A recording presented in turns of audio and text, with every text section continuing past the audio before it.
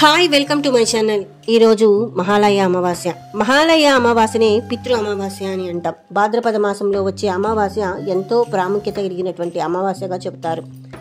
ఈ అమావాస్య రోజు పితృదేవతల పర్వదినమని, పితృతర్పణం శ్రాద్ధం చేసే రోజు అని భావిస్తాం.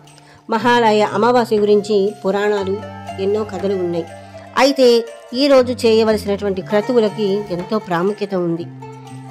మరి ఈరోజు మహాలయ అమావాస్య విశిష్టత గురించి మనం తెలుసుకుందాం. భాద్రపద మాసంలో వచ్చే అమావాస్యను మనం మహాలయ అమావాస్య అని అంటాం. ఈ మహాలయ అమావాస్యకు ముగింపు. పితృదేవతలు ఈ రోజు భూమికి అవతరించి తమ వంశాజుల నుంచి తర్పణం, పిండ ప్రదానం, శ్రాద్ధం స్వీకరించి తిరిగి తమ లోకానికి వెళ్ళిపోతారు.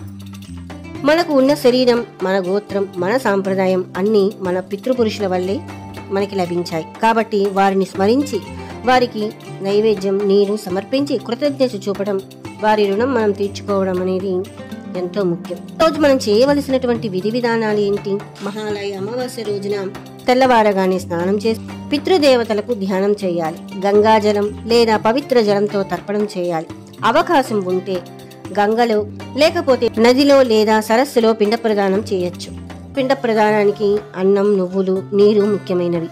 ఓం పితృభ్యో నమః మంత్రంతో తర్పణం చేస్తారు. ఈ రోజున తప్పక చేయవలసినది ఆహార దానం.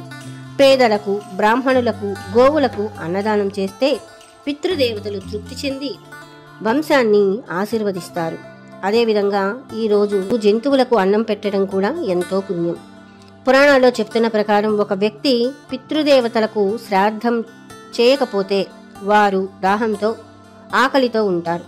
వంశపారంపర్యం నిలకడగా ఉండడానికి, కుటుంబంలో సౌభాగ్యం, ఐశ్వర్యం పెరగడానికి పితృదేవతల ఆశీర్వచనం ఎంతో ముఖ్యం.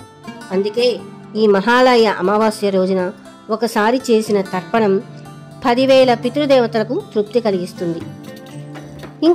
ఇంకొక విషయం ఏమిటంటే, మహాలయ అమావాస్య నుండి నవరాత్రులు దాదాపు ప్రారంభమవుతుంది. మహాలయ అమావాస్య నుండి నవరాత్రుల ఆరంభం. మహాలయంలో మనం పితృదేవతలను స్మరించి వారిని సంతృప్తిపరిచి ఆ తర్వాత దేవీ నవరాత్రులను ఆరంభించుకుంటాం. అందువల్ల ఇది పితృపూజకి ముగింపు, దేవీ పూజకు ఆరంభం.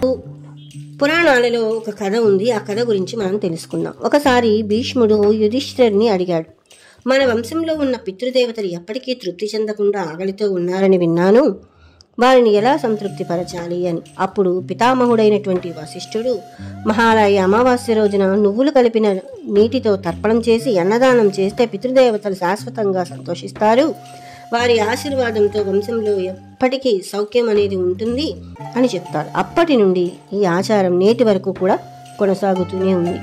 అందుకే మహాలయ అమావాస్యను మనం పితృదేవతల పండుగ అని చెప్తాం.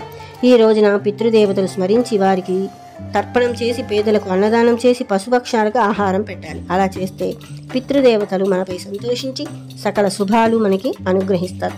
కాబట్టి మహాలయ అమావాస్యకు మనకు కేవలం పితృకార్యమే కాక మనము మన కృతజ్ఞతను తెలియజేసే పవిత్రమైనటువంటి రోజు అని కూడా చెప్పచ్చు.